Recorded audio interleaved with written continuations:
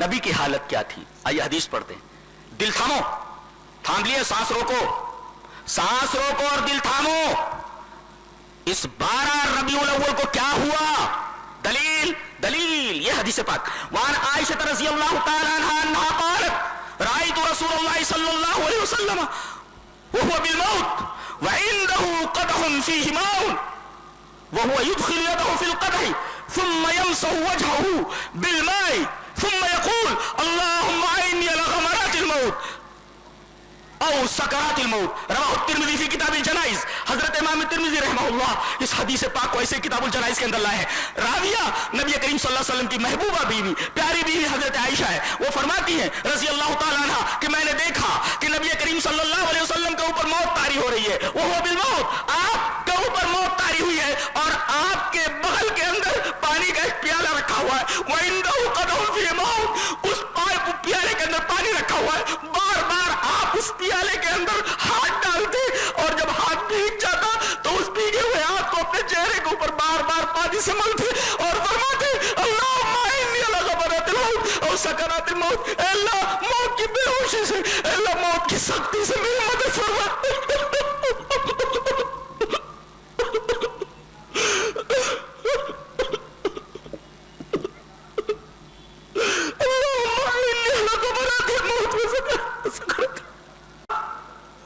موت کی بے ہوشی اور موت کی سختی پر میری مدد فرما.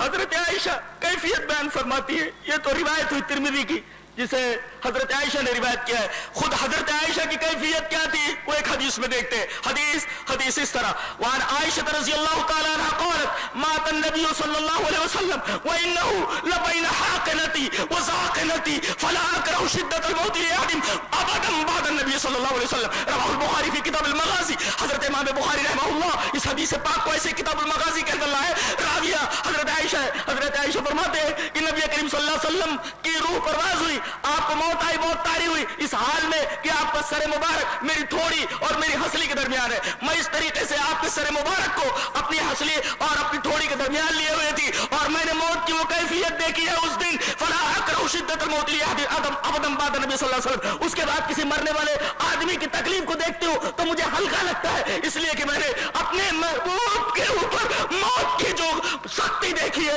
اس کے بعد ہر مرنے والے آدمی کی تکلیف میرے اوپر ہلکی معلوم ہوتی ہے.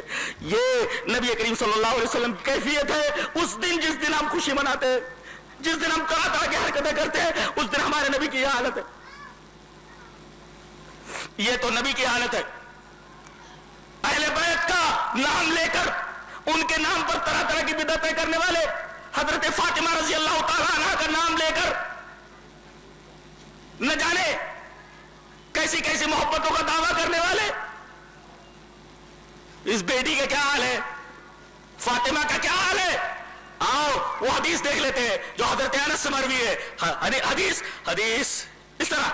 وعن انس رضی اللہ تعالی عنہ قال لما سقل النبي صلى الله عليه وسلم جعل يتغشاه فقالت فاطمة وكربابا فقال لها ليس على أبيك كرب بعد اليوم فلما مات قالت فلما مات قالت يا أبتاه أجاب ربا داه يا أبتاه من جنة الفردوس ماواه يا أبتاه إلى جبريل لنا فلما دفن قالت فاطمة يا أنس أطابت أنفسكم من تحسوا على رسول الله صلى الله عليه وسلم التراب.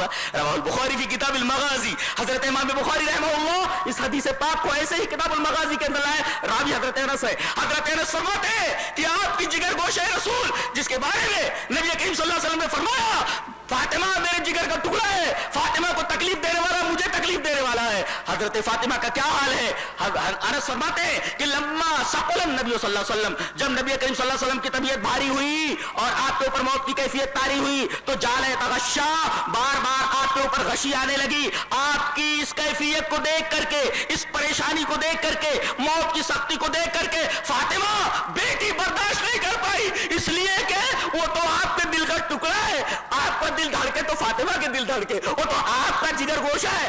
اپنے باپ کی پریشانی کو دیکھ کر کے فرمانے لگی واہ کر بابا تکلیف، ہائے میرے باپ کی تکلیف، واہ کر بابا، ہائے میرے باپ کی تکلیف۔ نبی کریم صلی اللہ علیہ وسلم نے بچی کو اتنا پریشان دیکھا، کہا کہ میری بچی مت رو، لیس علی ابیک کرب بعد الیوم، آج اس موت کے بعد تیرے باپ کے اوپر کوئی بھی کرب، کوئی بھی تکلیف آنے والی نہیں۔ بخاری کی روایت ہے، یہ بخاری کی روایت ہے۔ میری بچی تکلیف برداشت کر لے اور اس طریقے کی بات مت کر، میری بچی، میری جگر گوشہ، لیس علی ابیک کرب بعد الیوم، آج کے بعد تیرے باپ کے اوپر کوئی کرب اور کوئی تکلیف آنے والی نہیں ہے۔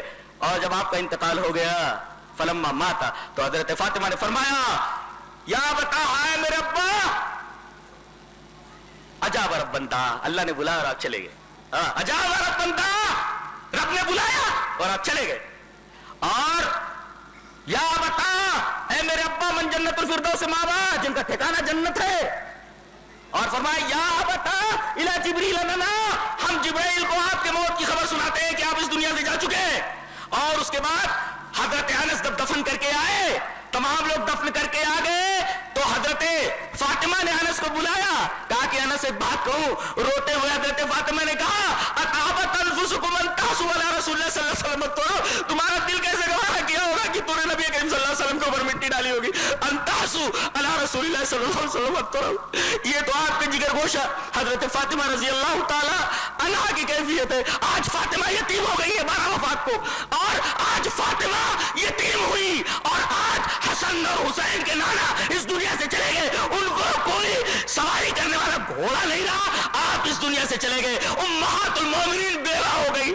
اور یہ سب کچھ دیکھتے ہوئے موت کی تکلیف کیا ہے، ہم جشن منا رہے، ہم جو ہے شیر بن کر کے پتہ نہیں کیا کیا کر رہے ہیں، ہم روشنیاں کر رہے ہیں، ہم ناچ گانا کر رہے ہیں، عرس کر رہے ہیں، نہ جانے کیا کیا کر رہے ہیں۔ کبھی آپ نے دیکھا کہ نبی کریم صلی اللہ علیہ وسلم کس تکلیف سے گزرے؟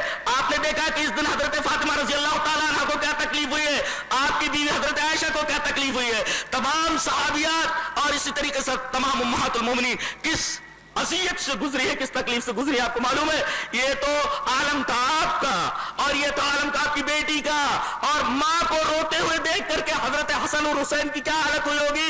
محبت کرنے والے اہل بیت سے ذرا اپنے غریبان میں جا کر کے دیکھیں، سچی محبت کرنے والا اگر کوئی ہے اہل بیت سے اور صحابہ سے، صرف اہل حدیث الحمدللہ، اور وہ سچی اتباع کرنے والے ہیں نبی کریم صلی اللہ علیہ وسلم کی اور آپ کے صحابہ کی، اور اہل بیت سے سب سے زیادہ محبت کرنے والے۔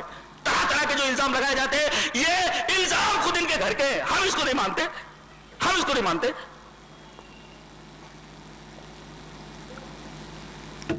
تو آپ کی یہ حالت، جگر گوشے رسول فاطمہ کی یہ حالت، حسن حسین کی یہ حالت، امہات المومنین بیوہ ہو گئی ان کی یہ حالت، صحابہ کرام کی کیا حالت ہوئی۔ اور دیکھتے حدیث اس طرح، وعن ابی سلمہ ابن عبد الرحمن اخبرنی ابن عباس رضی اللہ تعالی عنہما ان ابا بکر خرج وعمر رضی اللہ تعالی عنہ يكلم الناس فقال اجلس يا عمر فابى عمر ان يجلس فقال اجلس يا عمر فابى عمر ان يجلس فتشهد ابو بكر فقال فتشهد ابو بكر فمال الناس اليه وتركوا عمر فقال ابو بكر اما بعد فمن كان منكم يعبد محمدا فان محمدا قد مات ومن كان منكم يعبد الله فان الله حي لا يموت فقال الله تعالى وما محمد الا رسول قد خلت من قبله الرسل والله قال فوالله لكان الناس لم يعلموا ان الله تعالى انزل هذه الايه الا حين تلاها ابو بكر فتلقاها منه الناس كلهم فما اسمع بشر الا يتلوها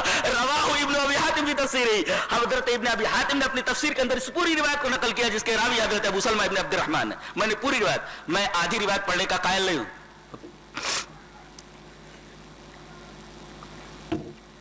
مجھے پوری روایت بھی یاد ہو، اور اگر معلوم نہ ہو یہ کہاں ہے تو میں حدیث بیان نہیں کرتا، مجھے معلوم ہونا چاہیے یہ کس کتاب میں ہے اور کس چیپٹر میں اور کس باب کے اندر ہے۔ حضرت ابو سلمہ ابن عبد الرحمن یہ کہتے ہیں کہ ابن عباس نے ہم کو خبر دی، ابن عباس نے خبر دی کیا، کہ نبی کریم صلی اللہ علیہ وسلم کے انتقال کے بعد سارے صحابہ کرام کے ہوش اڑے ہوئے تھے، چپ چاپ بیٹھے ہوئے تھے۔ حضرت عمر رضی اللہ تعالیٰ عنہ کے ہوش تو اور زیادہ باختہ